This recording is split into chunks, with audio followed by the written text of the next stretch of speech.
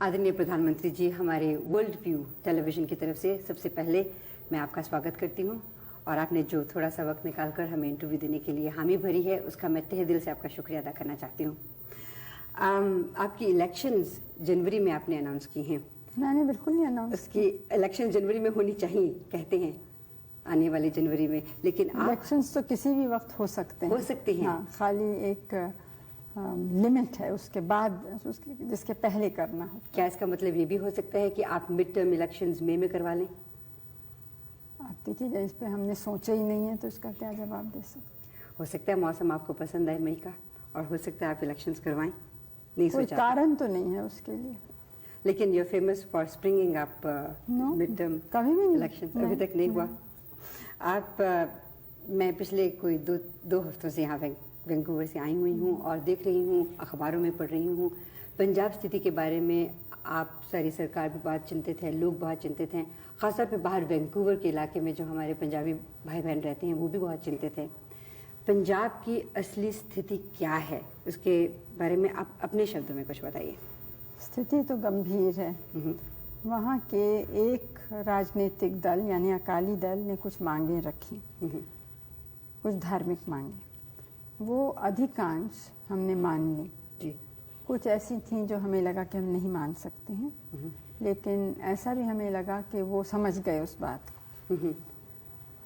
एक मांग ऐसी थी जो हमसे संबंधित इतनी नहीं थी, और वो दूसरे कुछ राज्य हैं भारत के, वहाँ के, और वहाँ के गुरुद्वारों की जैसे अपनी कमिटीज़ या बोर्ड्स हैं उनका था। तो उस पर हमने कहा कि हमें कुछ ख़ास एतराज़ नहीं है, लेकिन इन सब लोगों से बात करना होगा, स्टेट के क्या नियम हैं और ये सब देखना होगा। उसके बाद कुछ दूसरी मांगे राजनीतिक समझ सकते हैं, या जो भी पानी पर, ज़मीन पर। अब वो दूसरे राज्यों से संबंधित हैं जो आसपास के पड़ोस के राज्य हैं, तो जब तक वो भी राज़ी नहीं होंगे तब तक हम तो कुछ कह नहीं सकते। 2 दफ़े ऐसा एक अवार्ड या निर्णय हम दे चुके हैं। अच्छा। अब वो माना नहीं गया। अच्छा। तो अकेले फिर से दें तो उसका कुछ उससे चीज़ सुलझेगी कि नहीं, ये कह नहीं सकते। हमें लगता है कि कुछ इस समय कुछ एक्सट्रीमिस्ट वहाँ पे ज़ोर पकड़ गए हैं, ख़ासतौर से नौजवान कुछ।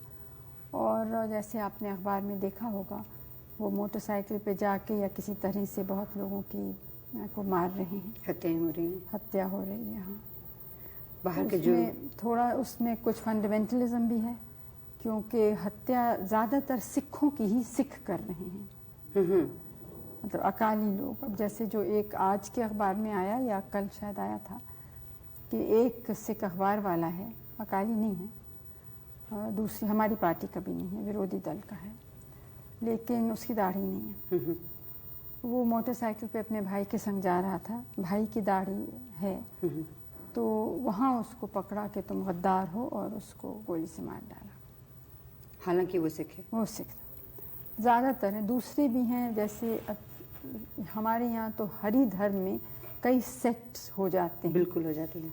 तो अब निरंकारीज हैं कुछ, वो सिख तो पक्के हैं, लेकिन सिख होने के ऊपर वो उनकी ऐसी एक संस्था है जिसमें दूसरे लोग भी हैं, हिंदू, मुस्लिम, ईसाई, जो हर एक अपने धर्म का पालन करता है, लेकिन ये लोग संग मिलते हैं। आप उसको कह सकते हैं नेशनल इंटीग्रेशन की भावना से, या ये कि मिल के मेडिटेशन करते हैं, ऐसी प्रार्थनाएं करते हैं जिसमें सब जुड़ सकें।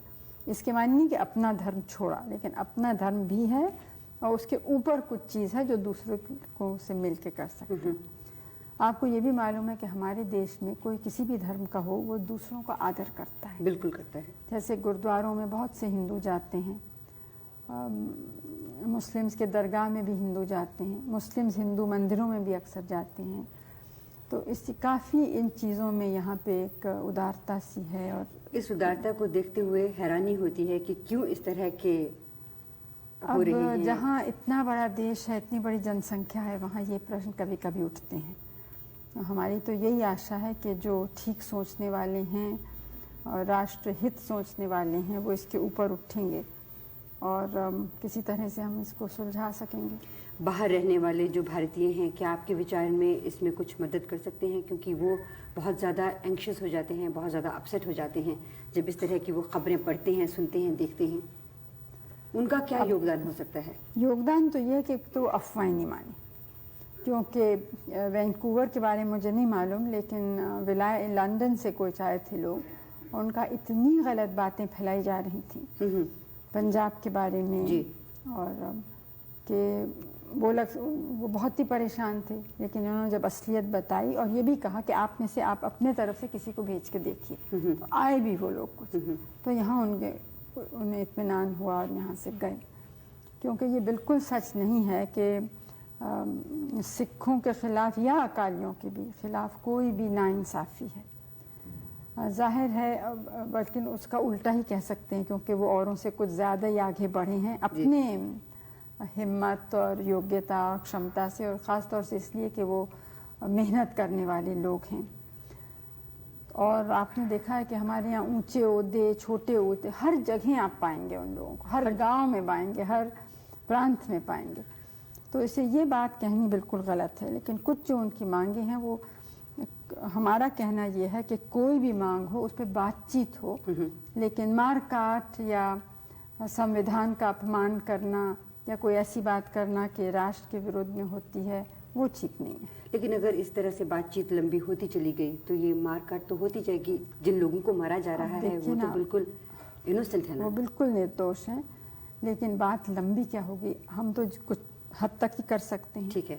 तो इसलिए सबको सोचना है कि कितना हो सकता है, कितना नहीं। दूसरे लोग मुझसे नाराज़ हैं कि इतना क्यों मान लिया।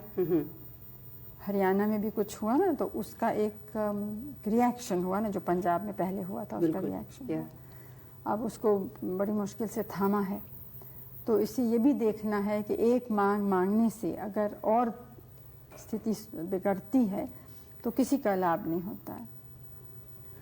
आप जब दोबारा इलेक्शन के बाद आएंगे ऑफिस में, तो कौन से ऐसे कार्यक्रम हैं जिन पे आप ज़्यादा